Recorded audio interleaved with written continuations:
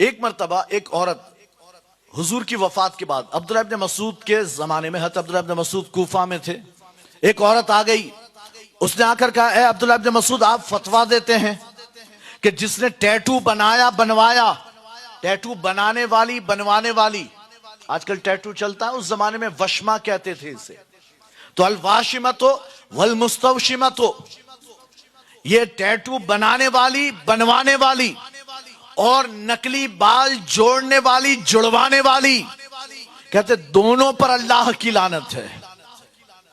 نکلی بال جوڑتے ہیں نا، نکلی بال، نکلی چوٹی، جس کے چھوٹے چھوٹے بال ہیں وہ نکلی چوٹی ہے نا جوڑ لیتے ہیں تاکہ بال لمبے لمبے نظر آئیں، زینت کے لیے ہوتا ہے۔ تو اگر نکلی بال نکلی ہوں، بال نہ ہوں، بھائی دھاگے کے ہوں، کسی اور چیز کے، پلاسٹک کے ہوں یا دھاگے کے بنے ہوں، تب تو کوئی مسئلہ نہیں، لیکن اگر وہ بالوں کے بنے ہوئے بال، نکلی بال بالوں کے بنے ہوں تو اس پر اللہ کی لعنت، جو جڑوائے اس پر بھی، جو جوڑ کر بیوٹی پارلر میں جوڑ کر دے اس پر بھی اللہ کی لعنت۔ اسی طرح ٹیٹو بنانے والے بنوانے والیاں، یعنی کہ اب چاہے مرد ہو چاہے عورت، ٹیٹو بناتے ہیں اور جو بنا کر دیتا ہے وہ دونوں پر اللہ کی لعنت۔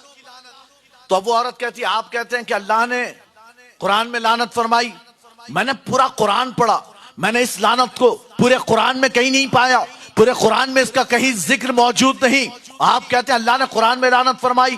عبداللہ ابن مسعود فرماتے، تو نے پورا قرآن پڑھا؟ پورا قرآن پڑھا؟ کہا ہاں میں نے پورا قرآن پڑھا۔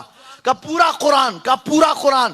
تو آپ فرماتے کیا تو نے یہ آیت نہ پڑھی، ما آتاکم الرسول فخذوہ وما نہاکم عنہ فانتہوا، جو رسول تمہیں دیں اسے لے لو، اللہ کے رسول جس سے منع فرمائے اس سے رک جاؤ۔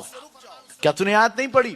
اس نے کہا پڑھی۔ تو سن، اللہ فرماتا ہے رسول جسے منع کرے اس سے رک جاؤ، اور اللہ کے رسول نے فرمایا کہ ان دونوں پر اللہ کے رسول کی لعنت ہے۔